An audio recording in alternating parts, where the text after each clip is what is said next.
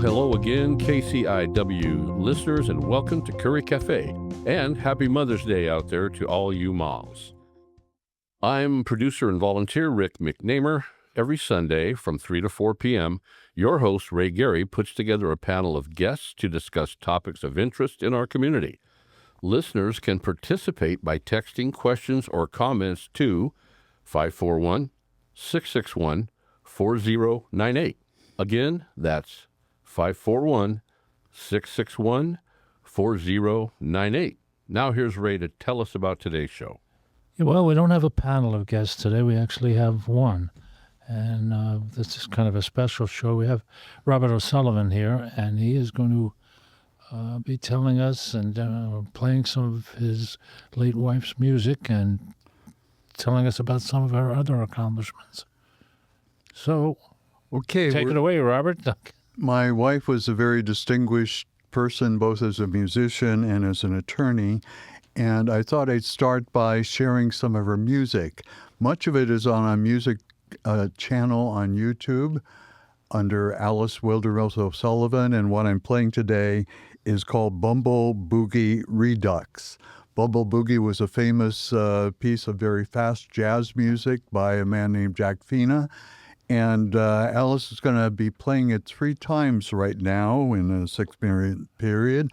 First with a big band. For 20 years, she was a keyboardist with a 18-piece big band in the Silicon Valley, San Francisco area.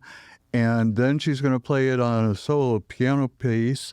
And then, as a unique talent that she has, she's going to play it with some of the music being played with the left hand on the piano and with the right hand on some bell instruments. So you're now going to hear about 6 minutes and 15 seconds of Alice Wildermuth O'Sullivan playing Bumble Boogie.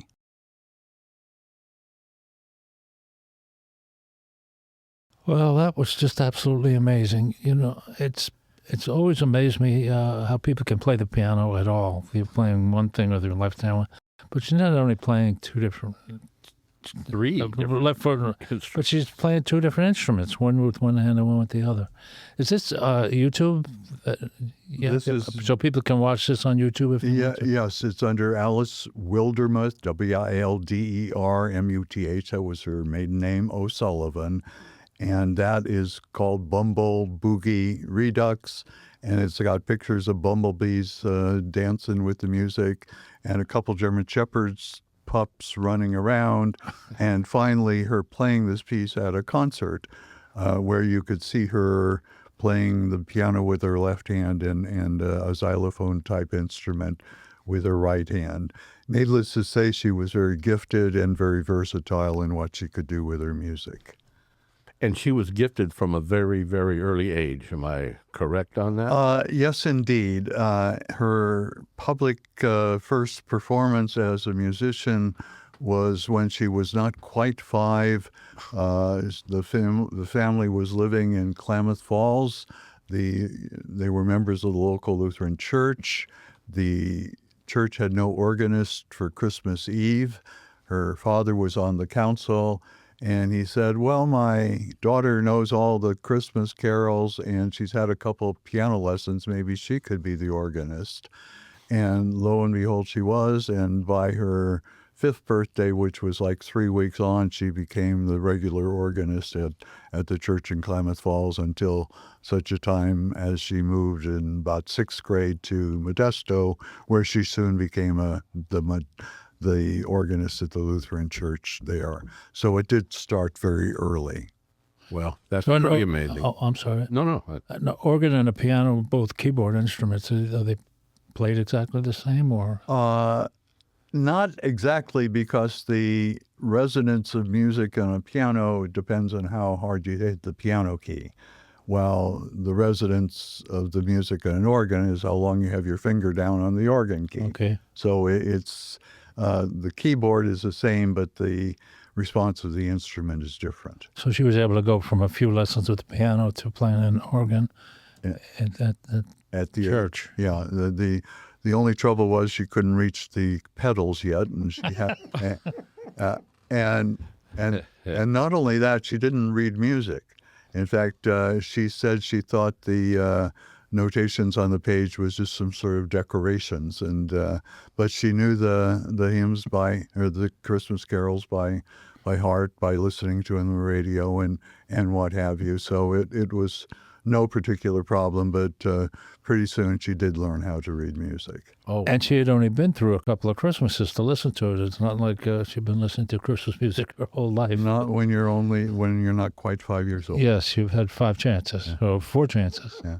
that sounds very, is it prodigy, young people that you see that, where does that come from? Who knows? But it sounds like she had it. Well, the Pretty special. ancient philosophers used to talk about there being music in the spheres. And I remember shortly after I got to know her, writing her a poem which said something like, more music than the spheres dare offer. And she just had an amazing ability to hear some music once and she could play it right back. And she had perfect pitch. And anyway, she was indeed musically very gifted. Hey, if you want to make some comments, just want to remind you that you can send us a text, and we will read it right here on the air. We have operators standing by, ready to get your questions. It's 541-661-4098. 541-661-4098. Operators are standing by. And this is the first radio station I know of that has textual intercourse as one of its features. Okay. And we're allowed to say that on. I don't know. You betcha, Red Rider. I don't know. These FCC guys may be kicking in the door at any. That's a very woke thing, and we try hard not to be terribly woke. I want to say something else that was relatively early in life that shaped her career in major ways, and that was when she was in high school.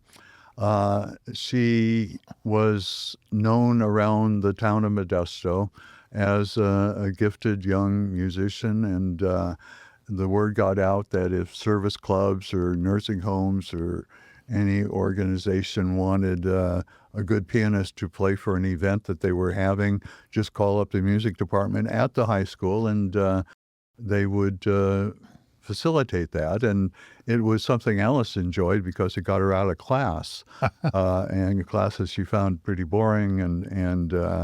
But there was one particular event was at the home of the president of the Modesto chapter of the American Association of University Women.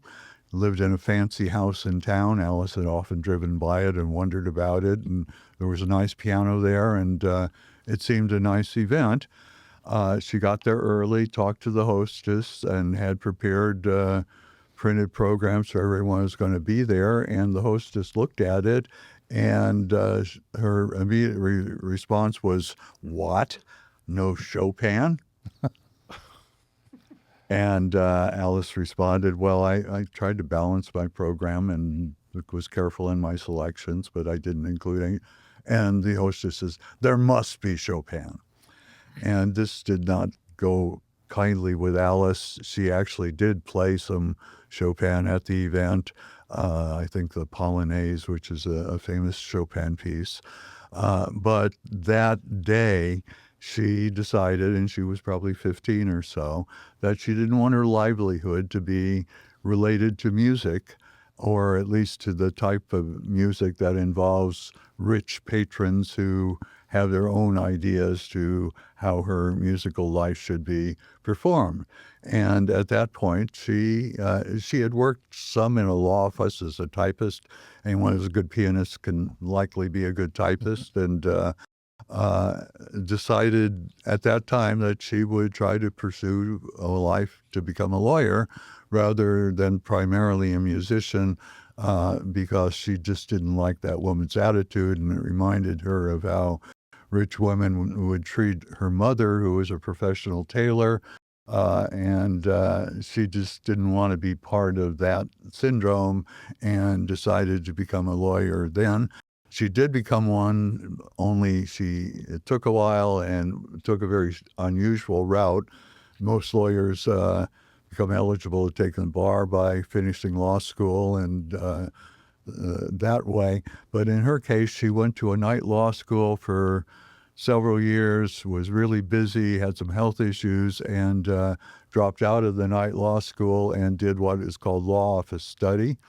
Before there were law schools in this country, people like Abraham Lincoln and Clarence Darrow would study with another lawyer or a judge to become certified to take the bar, and then they would become a lawyer that way. There's only one state left that still allows that, and that's California. And she became a lawyer that way by working as a paralegal in a law office, and of course she had to pass the bar after being made eligible to take it. But very few even get to the bar by that way, and those that do, very few actually passed it. And she also had another rather unusual thing related to that, is she managed to give a solo piano concert in Carnegie Hall and pass the California bar within 12 months of each other. Sounds like she was an energetic person. I get tired just listening to that. The brilliance just kept going. And then, and thank you, Robert, you set me in kind of prepping for this show, some of the material, and it was amazing. So her law education, like you said, was kind of done the old-fashioned way, if you will. Much of it. Not yes. really. Yeah. I'm assuming they can kind of coax a lot of these lawyers through it, and they still have trouble passing the bar. And from what I hear, I'm definitely not a lawyer. Very few passed the first time. Okay. Yeah. My understanding. And Alice did. Is that right? Passed the bar the first time? Actually, it was in two steps. In those days, there was a first step which was called the multi-state, which was something that was used for law tests across the nation. And she passed that on the first try, but the written part she passed on the second try. Oh. So Gosh. she wasn't perfect in all this. One little chink in the armor then. Yeah. No, that was that dad. What a fascinating lady. Really was. So when they reading the law, they call that, right? If you didn't go to law school. Yes. There was a Supreme Court justice that did that, wasn't there? I believe he was also the judge in the Nuremberg trials too, had never been to law school. I am not aware of that. Then he later became a Supreme Court justice. I know you're talking about, but I don't know about his legal education. Okay. So anyhow, the part of the musical brilliance of Alice was it was only not just in one genre of music. She was classically trained, and indeed her family was able to hook her up with a world-famous classical musician, Egon Petri. He was Dutch. He was taught in Berlin for a long time, although the Nazi thing was coming on and he had to leave. His wife was Jewish. He lived in Poland for a while, and later had an arrangement that he was teaching at both Cornell on the East Coast and Mills College on the West Coast. And because of his Mills College connection, she became a student of his in her early teens. I think she was probably 13 or so. And he was closely associated with the composer Busoni. The two of them did the most famous of the Bach transcriptions for piano of a lot of Bach music. And indeed, one of his transcriptions of Bach was of Sheep May Safely Graze, and any piano concert that she gave, she usually ended with that, and we'll end with it today if all the devices work properly here. So. It's a good chance we'll do that. I mean, we have a crew here that knows what they're doing. We scrambled it first to get everything, but I think we got it down. You know, and you're right about the genres, if you will. I was able to pull up a few of the YouTubes, and I hope I get this correct, but I heard her and an orchestra, if you will. L.B. Do I have this right? L.B. Corey? L.B. Coy. They did a C-O-Y. rendition of her playing the piano. I don't know who the singer was, but it was from the classic movie Casablanca, As Time Goes By. Oh, yes. Wonderful. I thought it was better than what was in the movie. Uh-huh. Really, really impressive. Yeah. And curiously, another part of her skills is had to do with black music. When she was again a teenager, she had an opportunity to study with I'm blanking on his name right now. A very famous Hollywood black musician figure. He's the one who wrote. I'm blanking again. Well, we all have those blank moments. Amen. Okay. Amen. Yeah. And that appeared in a movie, something about some nuns in the Southwest desert. Lilies of the Field. Lilies of the Field. Anyway, he was one who really popularized African American spirituals, and she had a chance to learn with him as a teenager. And for 6 or 7 years in her career, she directed a choir that was mainly African Americans. It had a contingent of South Africans in it, and they once did a version of Every Time I Feel a Spirit, where a South African version of that was sung, and then the American spiritual was sung, and with jazz musicians accompanying it, and it was a really classic thing, and that's up on her YouTube channel as well. So, What did she think of rock and roll? she was kind of bored by it, and this was maybe more my feeling than hers. But when rock and roll went in the direction of the electric guitar, it was maybe not the best direction to go. That's going pretty far back. Chuck Berry probably was the guy that did. And then Bob Dylan appeared at a Newport Folk Festival with electronic stuff, and everybody was appalled. But I know that some types of music she might say, oh, they only use 3 chords or 4 chords or something like that, and that to Ain't no rules in rock and roll, though. You just do what you want. I guess that's indeed true. Yeah, I wonder what she would have thought, or probably did have some thoughts on, of talking about when electric, Chuck Berry had, and then into the '60s where the music became considerably more sophisticated with much better music arrangements and things like that. An example would be the music from Hair. And music like that. Well, she found it interesting, and I remember once she was asked to be the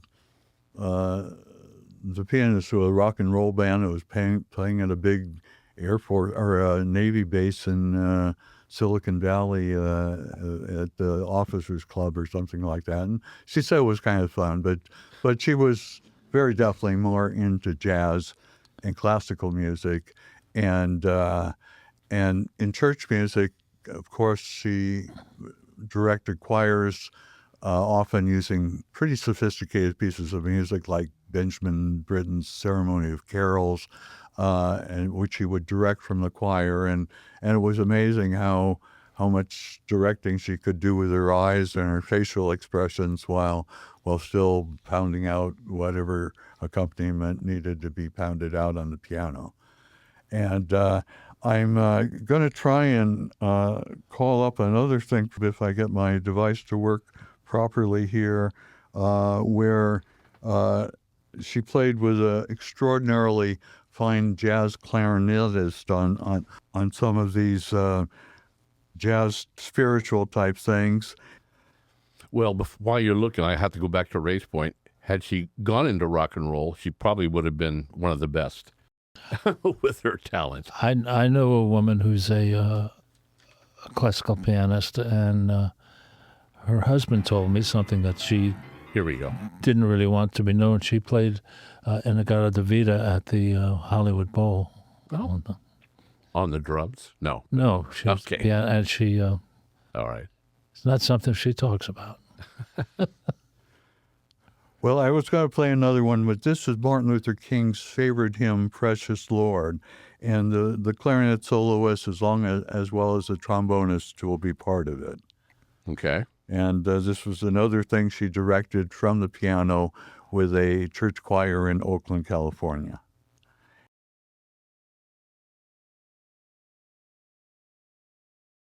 I think I'll end it here because we have only 20 minutes or so left, and I want to talk a little about Alice as an attorney. Great. Let, And let me do a quick station break before you start on that. You're listening to KCIWLP in beautiful Brookings, Oregon, and this is Curry Cafe that you're listening to. And today we have Robert O'Sullivan, who's bringing in some music and some stories about his late wife, Alice. And we did get a text I want to read, but I had real quick. But before that, along with Alice's influence in African American spirituals, I did read that where she was highly influenced by her parents to get into the social and economic justice of people, and that kind of probably influenced her in that way. Very definitely. And Mike earlier sent me a note about how did we meet. And it just so happens that both of us wound up being hired by the same church in Burlingame, California, within a month or two of each other. I had been in schools going sort of heading toward the ministry, but having doubts about whether I wanted to go to the next step. I needed some money. I took a year off. I went to work in a post office, but a church in Burlingame had a youth director, parish assistant position suddenly open. Someone was hired by the national church, and they want somebody to fill in for a year, and it fit nicely, and I wound up doing that. And about a month later, Alice was hired to be the organist there. And curiously, we didn't really hit it off well at first until we both discovered that the others were concerned about farm worker issues in California. And this is late 50s, early 60s, and before Cesar Chavez. But her father was a labor guy, a carpenters union executive, head of the Modesto or Santa Clara County Central Labor Council. And so it's that element that she got from her parents about being concerned about justice was something that was ingrained deeply with her, and something that was important to me as well. I was active in civil rights from my teenage years, and when we discovered that, we kind of started a romance. It was unusual because I was off in the Midwest and Europe and a couple of years in Africa while we were trying to keep in touch, but it turned out into a 51-year marriage that was very wonderful and productive in a lot of different ways. That's great. Soulmates were connected, it sounds like. It indeed was in many ways. And Right. And that hook with labor and law, she, after college, worked as a legal secretary and paralegal in a basically labor law firm. And that's where she wound up doing her law office study and developed into the specialty of workers' comp. Now, workers' compensation is not the most spectacularly famous part of the law. It's largely done by administrative law judges. There's no big things happening like with a big plane crash or a big murder or things whereby lawyers became famous, but it's kind of a plug away. It's not terribly lucrative end of the law, but it was one she kind of naturally got into after being in this labor law context. And in the process, she became a specialist. In California and many states, their bar associations develop specialties, and it's a good thing to do. It's a way of being guaranteed that the person is competent in the area of law that you're asking them to function in. They have to prove that they've done a certain amount of work in that area of work, provide examples of their work, get testimonies by judges and other attorneys. And she became a specialist in that. And then she became the head of the law section of the specialization of the workers' comp section, and then she became the chair of the whole California State Bar's Board of Legal Specialization, even though it was a kind of low-profile type specialty she had. And then she got appointed to a national board called the National Board of Trial Advocacy. And as that name implies, it's largely of trial lawyers. And trial lawyers are not necessarily good lawyers, but lucky lawyers.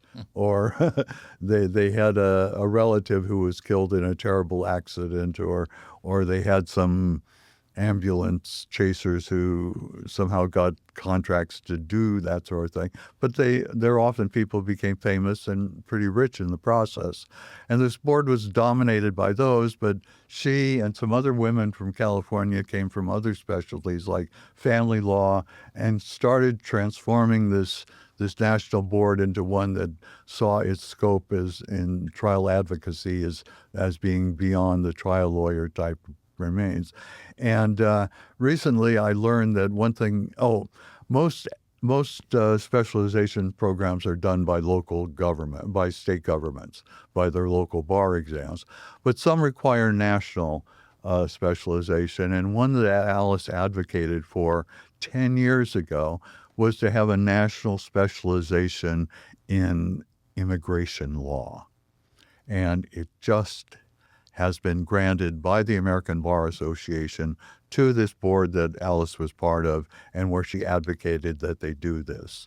So what's more timely right now than having real specialists in that law recognized and honored for their hard work and their new specialty.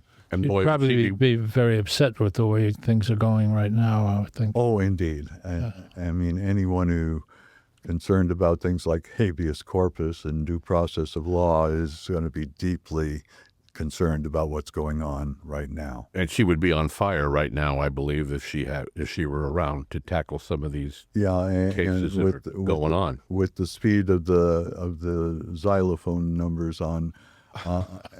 She did that same kind of number on other famous pieces like Bolero and Ritual Fire Dance. And if you go to the YouTube channel, you can enjoy a lot I've of been on really it, good and music. it's quite a show. It's quite a show, and I haven't seen probably 1/10 of what she's done, or if not more. You know, you're right. Back to her law background. I did see where she was named super lawyer, Northern California super lawyer, 12 times for doing workman's comp cases. Yes. And okay, they might not be the sexiest cases, but boy, how important are they to the working people? Oh, for sure. Like myself, I think we all had a lot of jobs. Now, knock on wood, I never had to use it, but I had a lot of people that had to use that, injured with either faulty products that the company was using or, abuse. And that's a very important field that we need. Yeah, and it's a very flawed system. It was created a long time ago with the element of it being a no-fault system. That means you don't have to prove that the boss, the company was responsible if they're working for the company and it's related to the work. You don't have to prove that, but the monetary amounts are often lower than they really should be, and there's also often been a too cozy relationship between some insurance companies and some lawyers, and Pretty common. and in Alice's case, she found working as a so-called applicant's attorney in the field to be hard. You have to work on your own, and she did go to work for some insurance companies, but she carried her bias in favor of the injured worker with her, but at the same time kept the insurance companies happy by keeping costs down.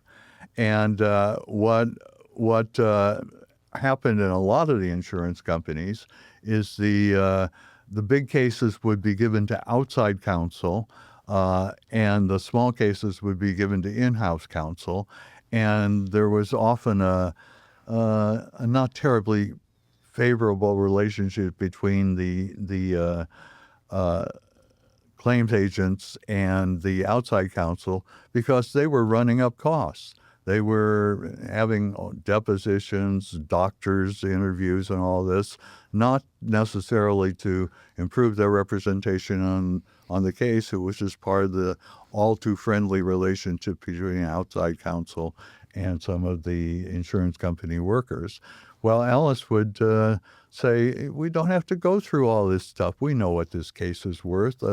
And besides, these guys are going on vacation with each other, and they're going golfing together. We don't need to keep them happy. We're here to design benefits to get benefits that are deserved by people who were injured on their job. So when the insurance company was happy, while she was really serving kind of as an advocate for the person who was injured, that was a remarkable thing that she was able to do. Sound like she cut through a lot of the, quote, I guess, red tape. Yes, and indeed. trying to balance everybody out. I And mean, how much better can you get than that? well, she was recognized broadly for her willingness to do that, and I wish there were many more like her throughout the industry. Don't we all? Don't we all? So you have a text? Oh, gosh, yes. Thank you, Ray. We did get a text, Okay. and thank you. Again, our line is text line 541-661-4098. Goes back to the text says, what's the story of her Carnegie Hall performance? She always wanted to play at Carnegie Hall. She sent them an audition tape of her playing, and they, just set up renting the hall and all of that. It's a place that invites, top level artists, has their own way of presenting them, but it also is available, and it wasn't exactly. It was an evening performance. It seems to me it was like 2 p.m, and that, but it was, a dream that she had from a young kid, and she indeed pulled it off. And 2 p.m, check the box. yes. Were That's you a- there? Yes, Robert? I was, yeah. Okay. And her whole office was there virtually with her to see her perform. And What an honor. yeah, she was a busy woman. She most of her life was the music director of churches, 3 or 4 different ones, and she often had like an adult choir and a youth choir and a handbell choir, and she even had kids as young as 4 or 5 playing handbells in church music, and But I want to tell you one funny story related to probably the most famous jazz musician she ever played with was Louis Bellson.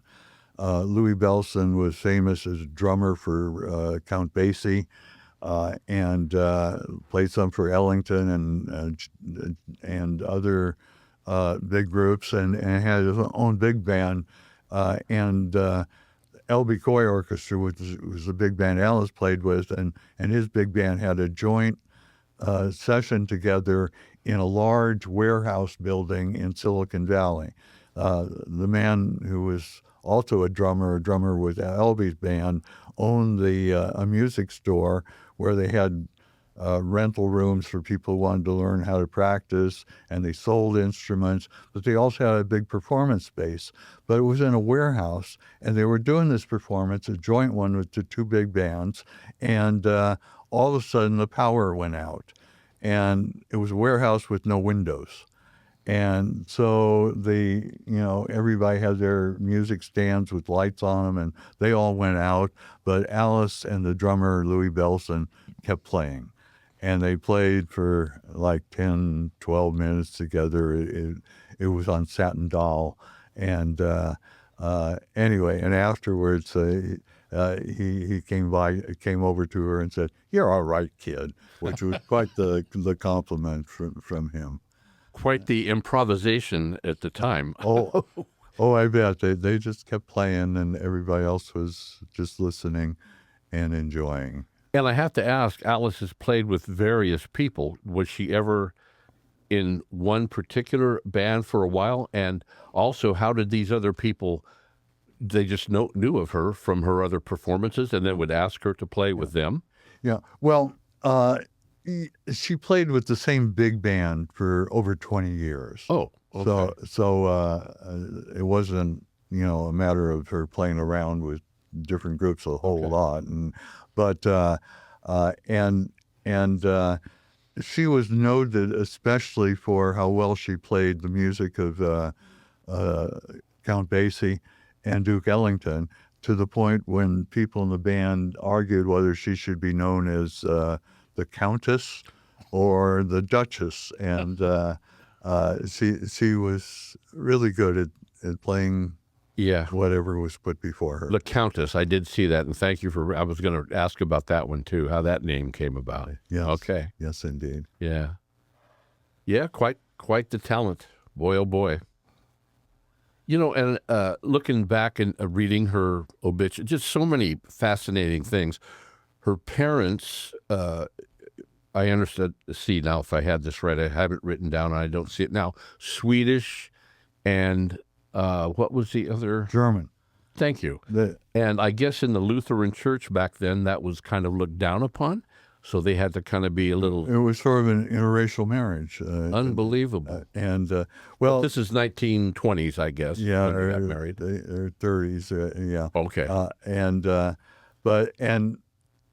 And the various Northern European immigrants that were largely Lutheran who immigrated here often started kind of an ethnic Swedish Lutheran church or a Norwegian Lutheran church, so that they were not only ethnically but religiously somewhat divided than one might expect otherwise. Okay. Yeah. Hopefully. Well, unfortunately, some of that's still going on. I don't think it's with a Lutheran church, but yeah. Interesting to have to deal with that back then. Yeah, well, it was funny, but... Wow. And also in the looking back and some of the pictures I've seen, she was, as you are, I believe, very involved in the love of nature. A lot of the photographs I saw of her from a young girl on were always, not always, but mostly in a big garden with flowers or out in by a lake. That kind of stuff must have really influenced her, as it probably did you, as it does me, especially living up here. Yeah, and in California, when we retired, her father died about 12 years earlier than her mother, and we had bought some property in Oakland, 2 houses over from where we lived, where her mother wound up living in a manufactured home on that site. When she died, we originally were going to sell it. Turned out it was tricky to sell a manufactured home without many comparables around, as the real estate industry does in a established old city like Oakland, and wound up donating the house and having it came in by wheels and it was left by wheels. We donated it to a nonprofit, and she made it into a garden, and a really nice little garden. And that but then the California drought came along, and watering became an issue in that garden. And she had often come up to the Oregon coast to pick huckleberries. And in the process, we started looking around for properties here that especially involved gardens, and found a pretty spectacular one. And she developed it in many, many remarkable ways. There were the former owner had a business there. He sold azaleas, and he had trellised out part of the land to just have a place where they could grow in pots on pebble soil. Well, she got all the pebbles moved and just planted azaleas there, and this was like 8-9 years ago, and they're really spectacular now. They're in their adolescence, and anyway, she had a gardening streak to her, and in her retirement, she also became a watercolorist. And Artist also. yes, and that particular how she became that was pretty amazing. We were in Honolulu together. There was a place where she would swim laps, and I would just sort of flop around in the water. And for a while, I didn't see her, and I was a little concerned. And then she reappeared, and my comment was, "Aren't we a little old to be playing hide and seek?" And we went to a luncheon that afternoon, and would you behold the place where we ate, I had little cards on each table saying they had a hide and seek watercolor training session in a couple weeks, and why don't you come and so she and another friend wound up going back to Hawaii a few weeks later, which coincided with a Bach concert by a friend of hers. And anyway, she and the first thing she did after she got home and did her own thing, not following the instructions at this workshop, she took into a store to get it framed, and the store owner immediately started negotiating with her about selling her watercolors there. So she was multi-talented in a lot of different ways. Wow. That's pretty amazing. God, I had something else. Well, no, I lost my notes, but that's okay. Yeah, Don, Robert, did you have another piece that you wanted to play? Yes, before I'm looking we're for. down to 5 minutes. Yeah, and it should be. Let me see if I can find exactly where it is. There's so many pieces of hers here. It's called "The Sheep May Safely Graze," as from Bach. Oh, here it is.